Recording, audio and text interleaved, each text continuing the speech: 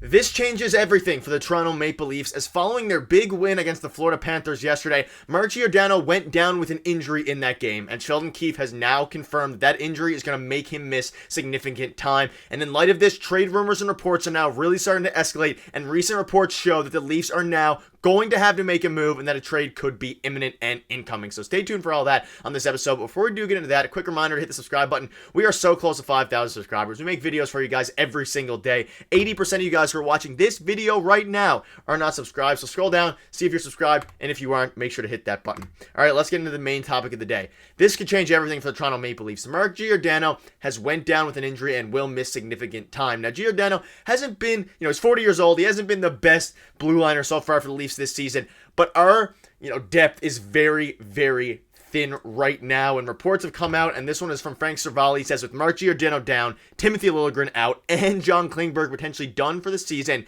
the Leafs need defensemen, and they might even be able to afford two. And he went on to list 7 defensemen the Leafs could target, and I'll get into a few of those in today's video. But this is the big thing here. Mark Giordano is going to miss significant time. We have Liljegren out.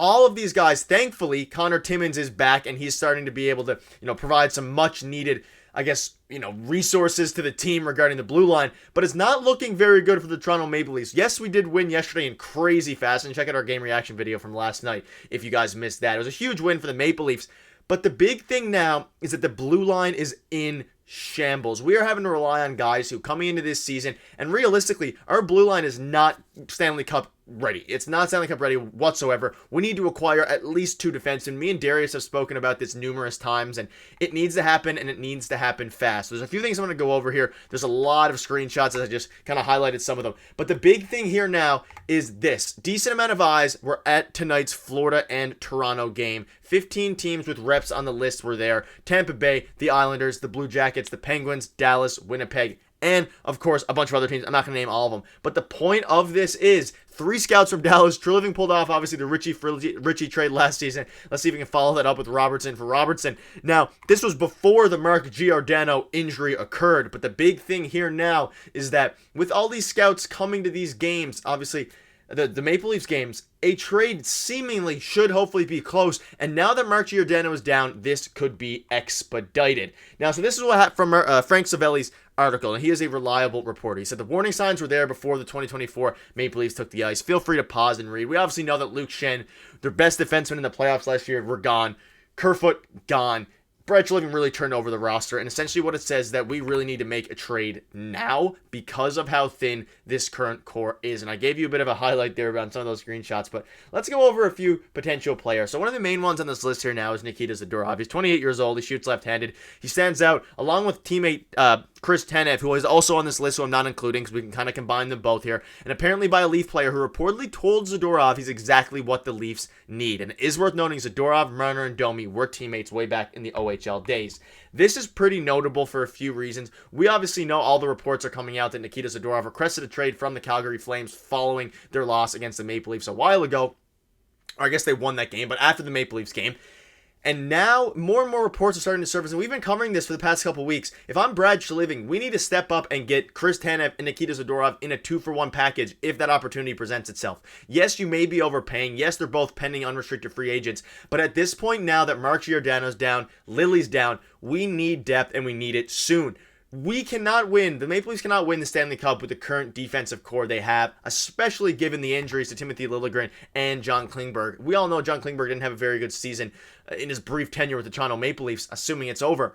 But that doesn't take away from the fact that coming into this season, we considered him one of the guys who was going to help elevate this team, especially on the offensive and the playmaking end, not necessarily defensive end of the ice, but hopefully bring back some of what he had in Dallas, and that ultimately didn't happen. But now we need an enforcer. We need a guy like Nikita Zadorov. We need a veteran like Chris Tanev. We need those guys. Even Nikita Zadorov's a bit of a veteran himself. He's 27 years old. He's not old, but he has experience in the NHL. We need a guy like that to come in and really help out the team's blue line, because we cannot, as good as Benoit has been, a lot of these other guys, Lagesson, we cannot continue to rely on them to help us win games, especially when even the goaltending situation, Joseph Woll had a very, very good game yesterday against the Florida Panthers, but the goaltender situation is not, we don't have one of the best goalies in the league right now. We don't have an elite goaltender that we can rely on to kind of put in front a mediocre blue line. Like maybe we saw in the previous years with the Winnipeg Jets, they have one of the best goalies in Connor Hellebuck, and he kind of compensates for a lack of defense that team had for many years. The Leafs cannot do that right now, and even with the Jets, if we go back to that comparison, they didn't win the Cup. They almost made it in 2017, 2018, but they got eliminated by the Vegas Knights. But the point is that I'm making is that the Leafs don't have that elite level goaltending to compensate for the lackluster blue line they have right now. And now that Giordano is gone, the most veteran guy in the locker room,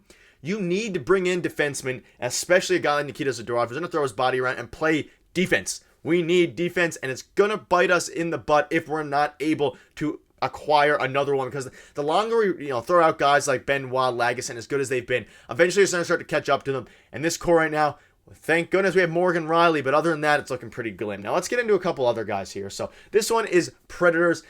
And this is an interesting guy to discuss. Another UFA. And he had serious juice 2 years ago. If you're unfamiliar with this player, he piled up 30 points in 77 games in his first NHL season. He made the all-rookie team and finished 10th in the Calder vote. But this would be a guy who's more of an unpredictable commodity. Could he get back on track with the right team? So this one is a little bit scary for me, because if the Leafs do go out and acquire him from the Predators, he is not as guaranteed. We know what Nikita Zadorov is going to bring to the table. We know what Chris Tanev is going to bring to the table. They're going to bring at least some steadiness to this team. That is exactly what we need amidst all these injuries, is just some steadiness and some reliability. And I'm not entirely sure that he will be able to bring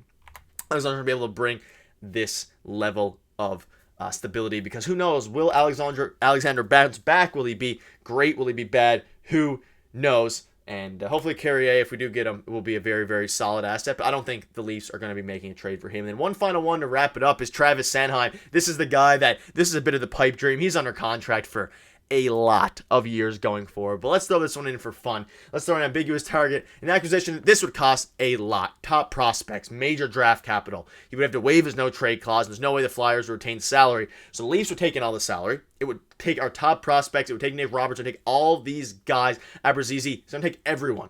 And it's going to take capital, prospect capital as well as picks. It'll take some prospect capital. It's going to be wild. Who knows what this trade would look like, but throwing it out there is a bit of an interesting thing, and Sanheim would be the best player on this list by far. It would shore up our blue line, at least one piece of it for the foreseeable future, be a decent pair along with Morgan Riley, and it would really elevate this team. The question is, do the Flyers want to trade him? Will Travis Sanheim waive his no-trade clause? And finally, will Brad Treliving really want to pay up and retain all of the hefty salary that Travis Sanheim has? So, I don't know. It's very interesting. This is just kind of an initial reaction video on the major injury update, because unfortunately for the Maple Leafs, they need to make a move, and they're kind of forced to make a move even faster than they thought they were going to have to be. And hoping Brad Treliving keeps his good goggles on and makes a fair trade for both sides, because I do not want to end up overpaying. As much as I'm saying I would love a Chris Tanev, Nikita Zadorov trade, because I think that is the most likely scenario, especially if John Klingberg goes on the LTI. He's on the LTIR right now,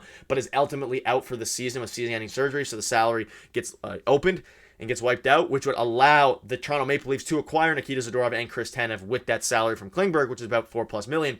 I'm hoping it happens. That being said, I do not want to overpay for either of those guys, because as much as they will be game-changing for the Toronto Maple Leafs, I'm still not sure that puts them in cup contention without guys like Mitch Marner and the top-line guys performing better. But that'll wrap up the video. Let me know your thoughts around that in the comment section below. See you tomorrow.